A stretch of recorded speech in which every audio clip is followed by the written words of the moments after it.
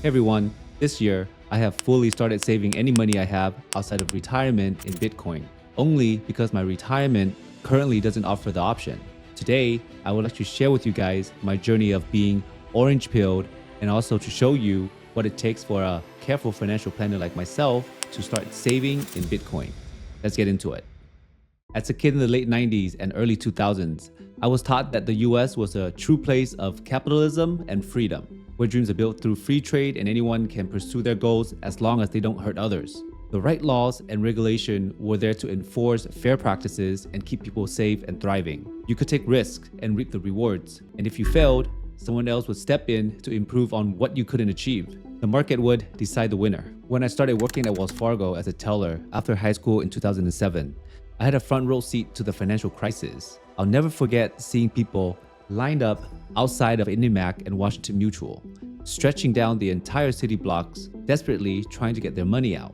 These were some of the largest banks in the country, and they were collapsing before our eyes. Between 2008 and 2012, 465 banks would fail, a staggering 46 times increase from normal times. This was also when Netflix streaming was exploding, and I was a huge fan of documentaries. Since documentaries were much cheaper for Netflix to license than premiere movies, they had endless amounts of them available. While my friends didn't pay much attention to the financial crisis, I was fascinated by what I was witnessing at work. I watched every financial documentary I could find, diving deep into what was really happening to our banking system. That's when the first seed were planted for what would completely reshape my thinking over the next decade. As I watched it all unfold, I saw people lose their homes while housing prices crashed and unemployment skyrocketed in what became known as the Great Recession. But then I also watched Washington came together to bail out the very institution that had put our entire financial system at risk. As a 20-year-old, I thought to myself, wait a minute, something here doesn't feel right. This doesn't feel fair. I thought capitalism was about taking risk and either failing or succeeding. I thought it was about transparency and fairness, where the laws apply to everyone equally. Sorry everyone, that was my foolish young self talking. Instead, what I witnessed was ordinary people being left out to dry by the government that was supposed to protect them, even though they weren't the one who was taking the risks. Meanwhile, the institution and the executives who had gambled with our economy nearly collapsed the country and walked away without a scratch were collecting big bonuses again within just a few years. This really hurt me, as someone who had genuinely believed our system was fair to everyone. By 2016, I was no longer in school and is now working full-time. I was eating rice with 2 fried eggs from home every day just to save for my house. My friend, who was a gambler, introduced me to Bitcoin and Ethereum just as the 2017 mania was about to get crazy. I remember buying a few Bitcoin at $500 and Ethereum at just $50. Man, what I would do to get my hands on some of those prices again. I learned a little bit about Bitcoin and Ethereum, but not enough to build unshakable convictions as the prices were going up. As I doubled my money and made around $3,000 to $4,000, the cautious voice in my head kicked in. Hey, you need to save for a house. Don't be stupid and gamble away all of your money. What are these things anyway? They're so new, and you still have a lot to learn. The American dream is to buy a home. And remember, what goes parabolic must come down. So that was basically the end of my first encounter with crypto in 2016 to 2017.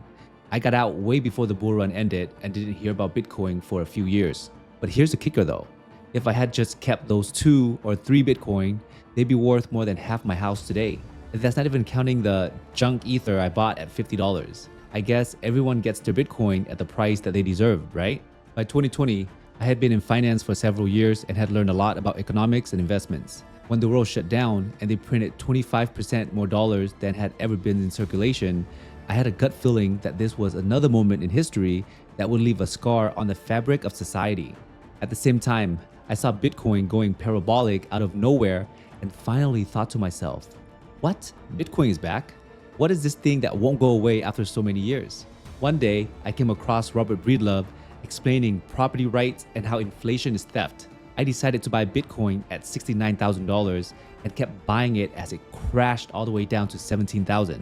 I'll admit, it was quite scary buying when it hit $17,000. I remember hearing some old geezers on CNBC saying Bitcoin was going to $11,000.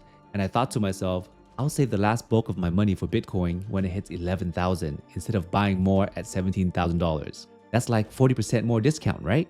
Of course, as we all know, it never hit 11,000. Instead, it skyrocketed to $27,000 when Silicon Valley Bank failed. This was when my all-in journey started gaining momentum. I began putting more and more of each paycheck into Bitcoin, but I wasn't completely convinced yet. I was still worried about the government banning it, because to me, Bitcoin could replace any currency, and why would the government want that? So I hedged my bets, still buying stocks alongside Bitcoin with my leftover savings, just in case. Right around when I finished listening to Broken Money by Lynn Alden, the Bitcoin ETF was about to be approved. I knew that if this got approved, everything would change when it comes to the legitimacy of this asset. I'm not someone who likes to flirt with the law, and having BTC be an eyesore in the mainstream regulatory sphere was my last red flag. After the ETF was approved, I basically started saving exclusively in Bitcoin.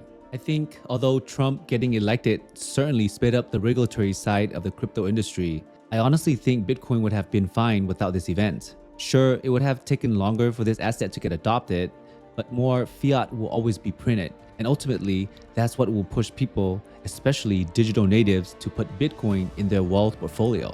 It took me over a decade to start saving in Bitcoin, and I hope my story encourages you to consider allocating to this asset in 2025. It's now a $2 trillion asset with regulatory acceptance. If it were a company, it would rank as the 6th largest in the world, only behind Amazon, Apple, Microsoft, and Nvidia. It has surpassed Meta, Tesla, Broadcom, TSMC, Berkshire Hathaway, and Walmart, all without a centralized party or a point of failure like mismanagement, earnings disappointment, or keyman risk. If you're confused as to why it's so valuable when it doesn't even have earnings and therefore it isn't even productive, let me leave you with this thought. I know it's hard to wrap our minds around Bitcoin's utility compared to an iPhone. You use your iPhone all the time and every day with all of your senses, and its ecosystem touches every part of your life. But do you know what else touches every part of our lives? Money. The currency we use each and every day affects every aspect of our existence.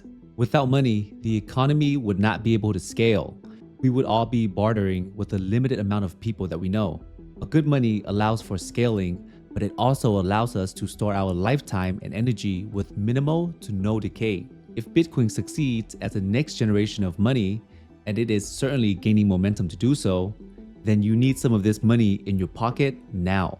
My name is Luke. Thank you for listening to my Orange Pill journey, and I hope to see you here next week. Thank you and have a blessed day.